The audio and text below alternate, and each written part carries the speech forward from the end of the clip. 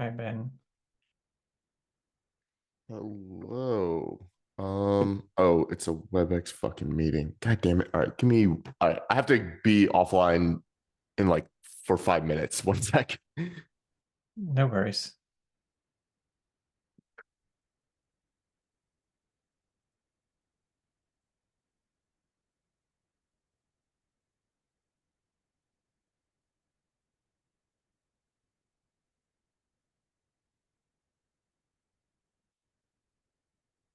Hi, David. David. Sorry.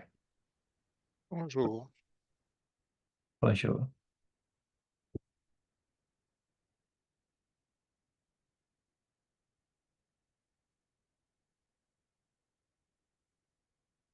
So Ben mentioned he has to be offline a few minutes. I should be back. What I can do in the meanwhile, start to share the notes for today.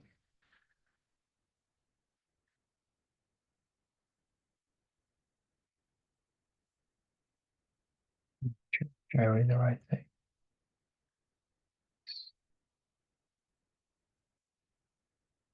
Okay.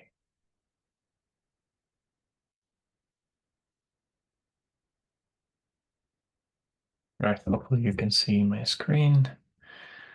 And I just put the link in the chat.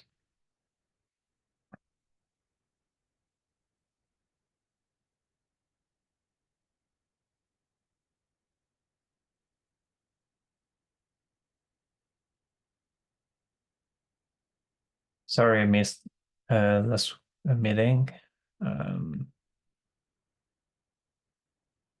So there was some discussion about code generation. Oh, right. Sorry. Yeah, I'm still waiting that other I have like a intersecting meeting, but it's like a short one. But yeah, so the code generation one I think is a really good discussion to start having, especially for like the implementation sig. Because I did a deep dive into all the SDKs, Andre, as you know, when I was looking into potentially being a maintainer for the Java SDK. And I noticed like just the amount of custom code for the generation just seemed a little I think it's going to be hard to maintain. So I was wondering if like a more appropriate solution would be to use something that is a little bit easier, for SDKs to generate from. So we started talking a little bit. Everyone had really good suggestions. Primarily, kind of avoiding open API, as that was more like web service based. And then looking into things like QLang and proto schema and things that are a lot more simpler, because open API is definitely not simple. So I I really liked that discussion. And I think it's something that we should probably look into relatively soon, because I think as we start trying to look for maintainers, making that process easy, or at least easier, I think will be a huge, at least it'll be an easier sell to, to gain maintainers than to say, oh, you have to write this custom code to do generation, right? So, not to say that with Proto or QLang that we have to do the same, but I think it's going to be a lot less.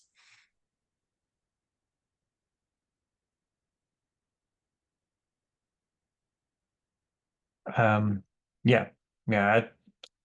I don't have experience using writing SDKs using Proto or QLang, so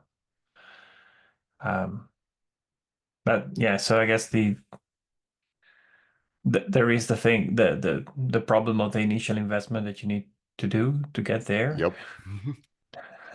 And So I it guess could that's be iterative though, right? We could start with one SDK and then move to another, et cetera, et cetera. And then I forgot who mentioned it. I think it was David. So correct me if I'm wrong, David. I think David mentioned having a single code generator, or was it someone else? But basically, a single code generator to generate all the SDKs. I really like that pattern versus all the SDKs needing to rely on their own implementation of a generator, et cetera, et cetera. So I think that's also a huge plus, something that we can look forward to. So I think the idea for this though is to move this over to the implementation sig, have someone write up a proposal investigating the various tooling for code generation and kind of go from there. So I think that's going to be the next topic for the implementation SIG.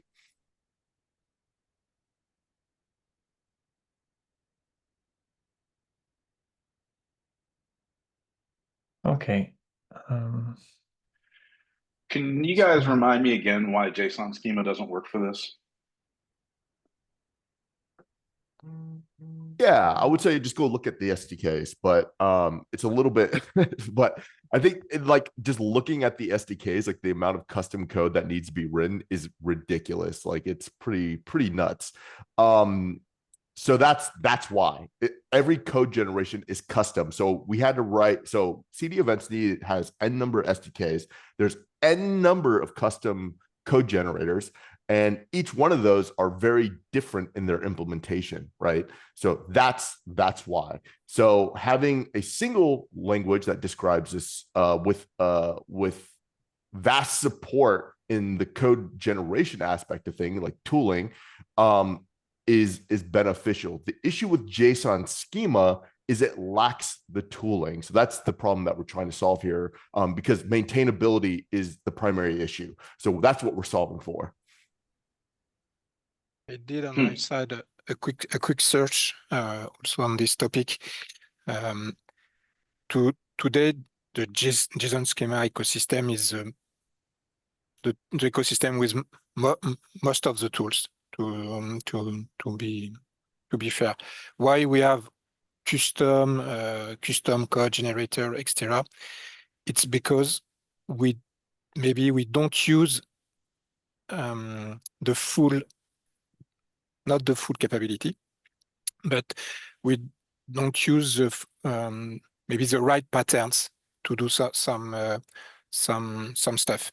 The way we express subject by having the value into a subfield of context, by examples, is not something classical when you want to express hierarchical or composition in JSON schema. It's the same with other.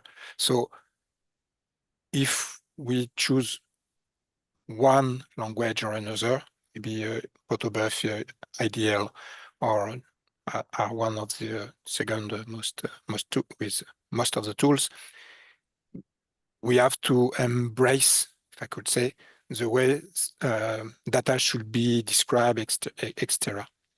It's one of for me, it's one of the issues. When I create the Rust generator, I was not able to use existing Rust generator for JSON schema because CDEvents spec has its own way to describe the structure, the relation between subjects, context, predicate, etc.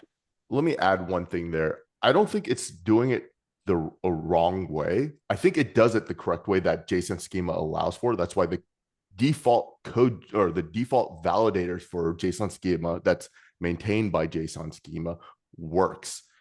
The issue is people have their own limitation because JSON schema does not have a single source of truth on code generation.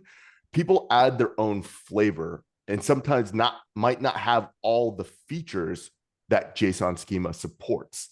So what happened is when you ran into Rust, you were bound by the limitations of that code generator, not so much JSON schema, but that code generator, because it's maintained and written by someone outside of the JSON schema org, or maybe I think it is. So we have to rely on their updates.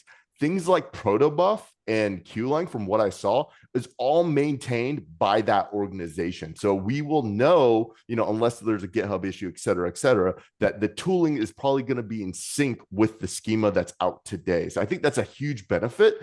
And I think the issue that David's pointing out is just kind of a mismatch of what the schema supports versus what the code generation that he was using does, because it's not written by JSON schema. So it has its own, like I said, its own flavor. So I think that's kind of the issue that we ran into. And I did see a few, and David ran into this issue not just once. I think there was a few times. I saw a few GitHub issues.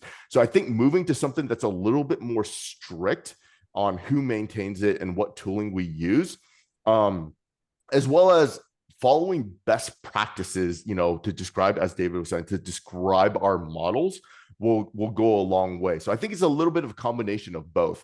So both is follow best practices, but also look into something that has its own ecosystem, like an organization. So we know that when we're ingesting some code, that they might not have some opinions about the JSON schema or might not want to support something, So I think that's really important, really crucial.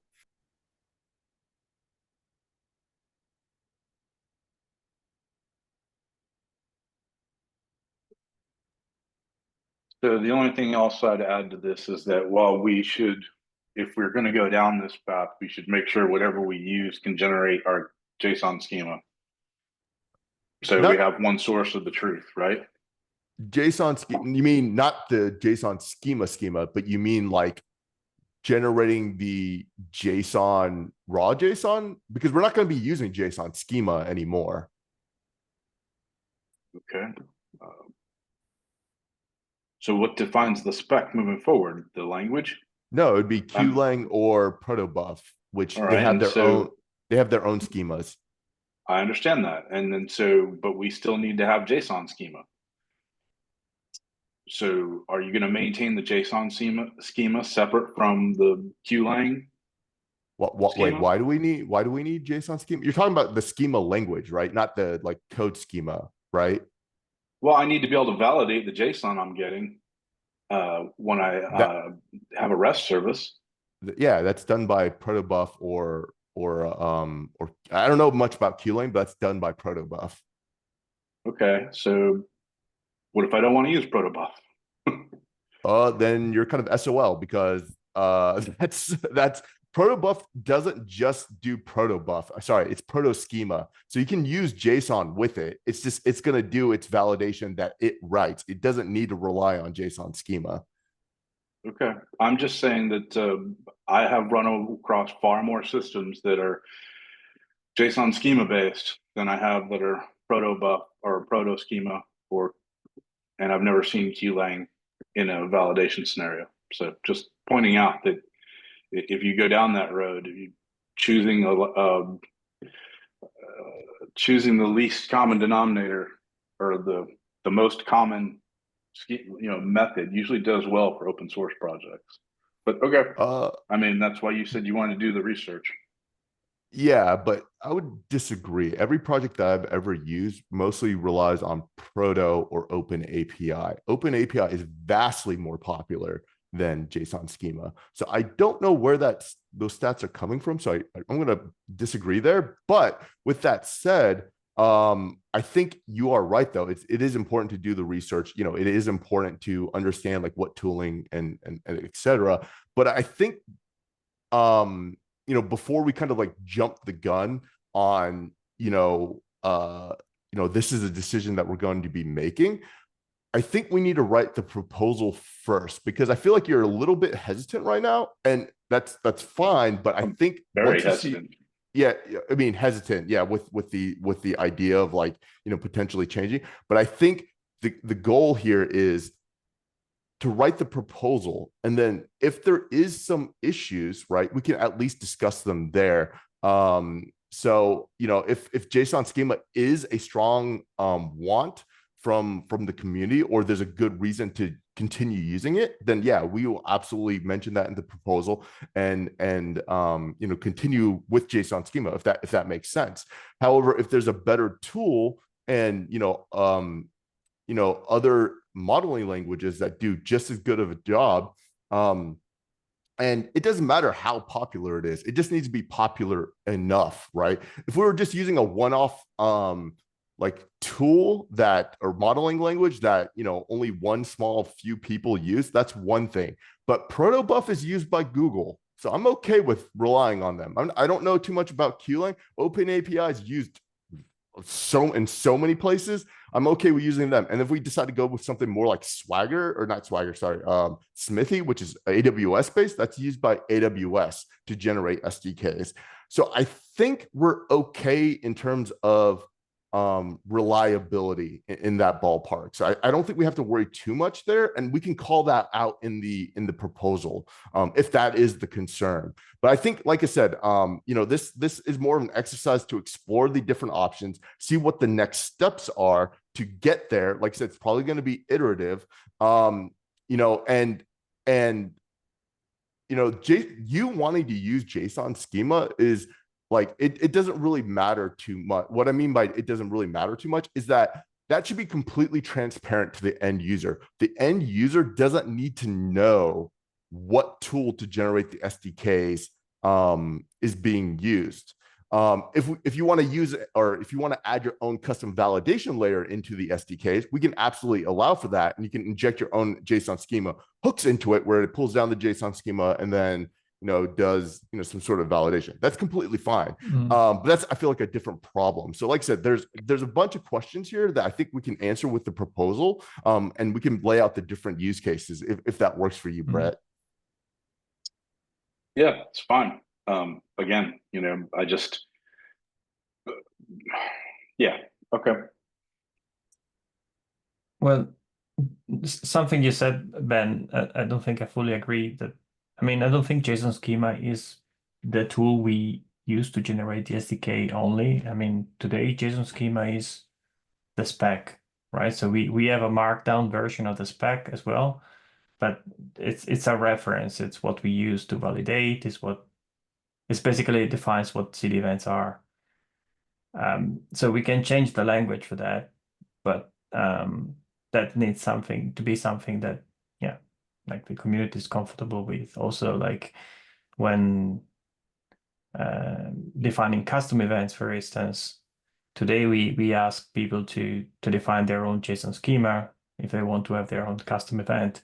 So if we switch to a different language, I guess we would then ask people to write Q language or protobufs to specify their schemas. So I'm not sure that's necessarily a good change to make, but I guess if we have documentation how to do that, that's fine. Also it is possible probably to connect the two. Like if you have JSON schema, maybe convert it to proto and the other way around. So yeah, we shouldn't go that complex though. Like, I feel like that's already too complex. Like I said, like, I think we should do the proposal. And I think that's just be step one, so we can kind of like iron out these questions. But it's really important. The issue that we have right now is maintainability. Like right now, like for us to even get custom events, that took so much work for Gelander, because all that custom code that was written. So while I understand like the UX needs to be really good, we're still at an early stage, like pre 1.0, that if we're going to make a change, we need to make it now. And validation, like I said, with validation, that can be done with protobuf. Like that's what, protobuf is also used for, validating that things look correctly. But like I said, the SDKs need to also be designed well. What I mean by that is the SDKs have no hooks. People should be able to add their own validation if they want to. So we can always make that an option, right? So the reason, right, that's concerning right now, one is that the SDKs don't allow you to do that. So that's problem number one. Problem number two is that the SDKs are incredibly hard to maintain, needs custom code, custom generators. And as David pointed out, how we use JSON schema is not compatible with all the custom code generators that are out there. So there's a whole slew of problems that need to be answered by this proposal first.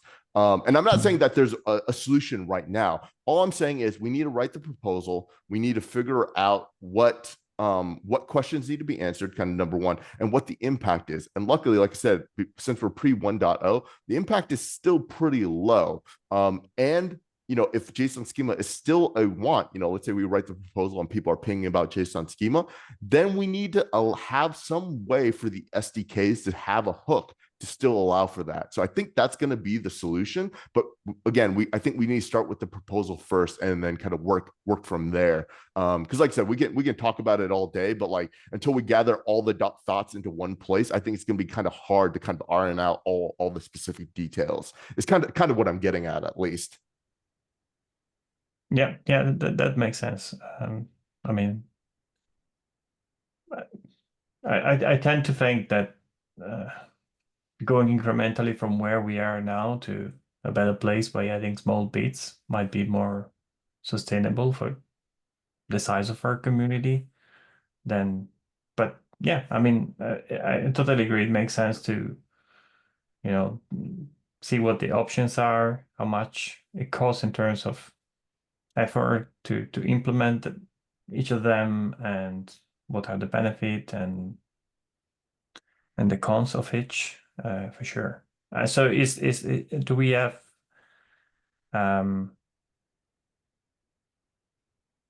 do we have a plan for this proposal? Is that something, Ben, that you would like to work, or you, David, Yeah, or? I can definitely work on it. I don't know, my time is like really okay. I'll work on it. I don't know when I'll be able to get it out. I'll try to get it out as soon as I can, but like I said, it's going to be a little bit. But I have a lot of experience with code generation, a lot. Like I said, like I used to maintain the AWS Go SDK, and we use code generation everywhere. And then plus AWS uses code generation, so I had modified a bunch of code. So like I'm very comfortable in this space. And that's why I have such a strong opinion on it, because when I'm looking at our code, I'm like, we should probably not do it this way. This is only going to hurt us in the future, especially as we get more people and people start asking for more custom stuff. So, and then as I keep want to highlight David's point, because I really don't think it's kind of like it's not being recognized as large as it should, is that today, when we write all of our custom SDK code, things, like there's a little bit of work, things are a little bit hairy. Sometimes we need to create a GitHub issue. That's going to continue being a problem if we keep relying on JSON schema. People are going to want new features, et cetera, et cetera. And this is, if the one code generator for, let's say, the Go SDK doesn't support this one particular feature, guess what? We have to change either the schema, or we have to change how CDEvents works. Like that's an even worse experience, in my opinion. So I think we really need to highlight that in the proposal. But yeah, I'll work on it though.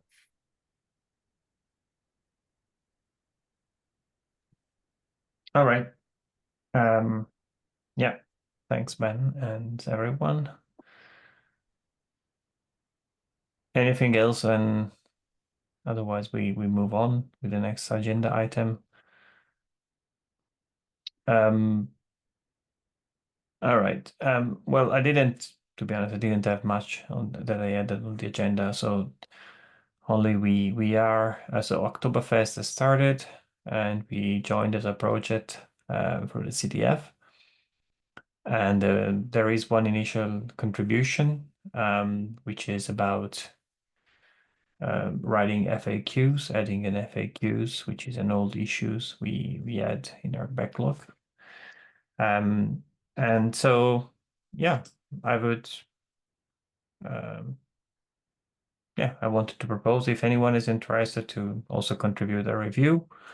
It's a first time contributor, a new contributor to the project. So if you can get good quality review for this work, I think, yeah, it would be great. So I started reviewing it. And real quick, you said this was for hackathon, or why was this created? Do we know? This is for Oktoberfest. Oh, perfect. Okay, that's good to see. All right, awesome. I'll review that. Yeah, that's this issue here.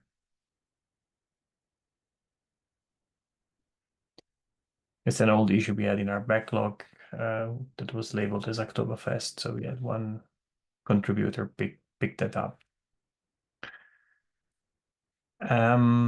Yeah. Other than that, I've also wanted to mention that Hergy reached out about the GitHub plugin for the webhook adapter.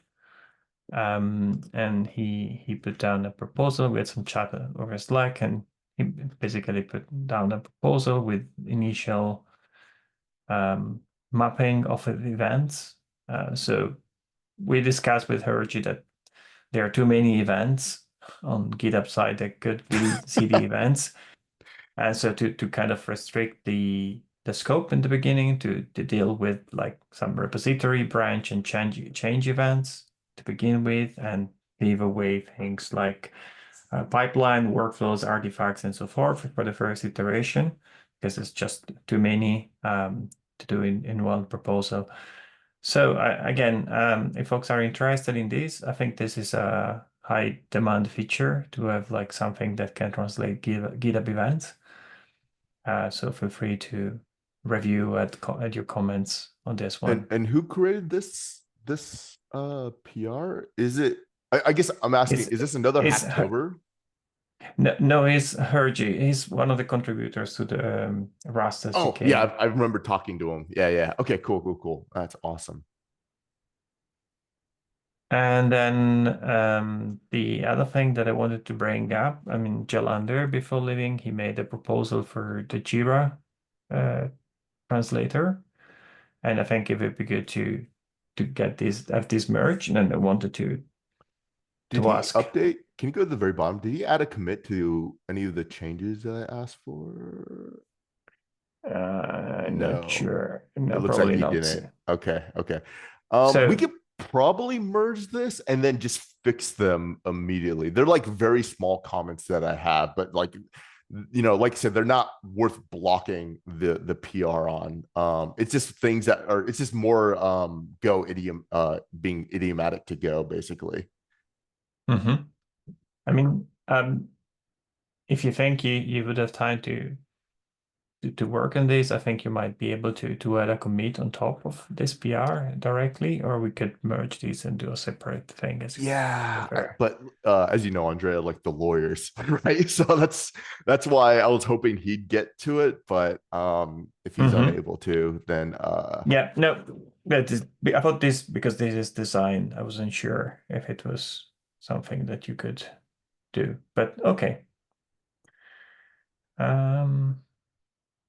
Yeah, alternatively, I can try to ping him and see if he has a chance to, do a follow-up, or maybe ask someone else at Ericsson to do a follow-up. Yeah, there's two people that we can ask, but they said that they were going to actually fix any of the review comments that I had, so I can ping them on this particular issue. Okay, yeah, that'd be great. Cool. Yeah, that's pretty much everything that I had in the agenda today. So I guess we should probably talk at some point about what else do we want to work on who's doing what for the 0.5 roadmap. I guess we are a bit reduced in staff because we lost all the Ericsson folks, and we're all a bit stretched in time. So I guess it would be good at some point to review the roadmap, what we had planned for 0.5, and decide if that's still what we want to have in scope, if we want to reduce it, or we don't. I mean, we can also keep the milestone open for a longer time and say we want to fit everything as much as possible of the breaking changes in 0.5. That's also an option. Yeah, I think what we need to do, Andrea, like this is just kind of like, I think that might help. This typically helps me. So if you feel like this is not a good idea, feel free to just disagree. I'm completely fine, just not doing what I'm about to suggest. But I like to have like a small planning meeting, which just kind of allocates like some dates. The reason why I like to allocate some dates is that it puts me in a mindset that something needs to get done. If there is no date, I tend to kind of just push it off until it needs to get done. So if you are okay, maybe like, and like these dates don't need to be final, but if we're okay, like making some dates, maybe even doing t-shirt size, estimations for each task. I think that would go a long way as well. Yeah, because I think right now what we need to do is we need to break up. Yeah, we need to break up we need to take everything that needs to be done on the storyboard, break it up into small pieces, small, medium, and large, and then kind of start chipping away at the small pieces and work our way up is kind of what I'm suggesting. And then having dates will just help help more or less help me kind of say this needs to get done now, and just kind of help kind of keep me in that mindset. Yeah, that makes sense, I think. I'm not sure we need a separate meeting for that. I mean, We could do it on Slack, I think, as well. yeah, or we could use this meeting as well if you Good point. wanted, Yeah, or yeah. on next week meetings if you prefer. Or I was just saying, I don't think we have, at least until that bit is done, I don't think we have so many other things that we need to discuss in this time slot. So I think we have the spare time to use this, as it's already on our calendar. I mean, if you want, I can open the roadmap and we could start discussing today, or we could do it next week. Yeah, let's do it next week. I actually have another meeting here in like 13 minutes. So yeah, let's do it next week. And that will at Okay. least help me gather some thoughts as well. And then we can kind of start, like grouping them, adding some hard dates, just so we're working towards something. And then potentially even reducing the scope if it calls for it, as we start laying things out. I think that'll be really appropriate. So yeah, I think just making that the single item for next week agenda, like just to do that, I think will be a really good benefit for us in the long run for 0.5. Okie dokie. Sounds good. Yeah, so I'll put it on the agenda then for next week. Yeah, then if nothing else, great to see everyone.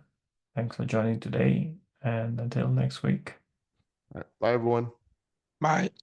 See you guys. Bye. Bye.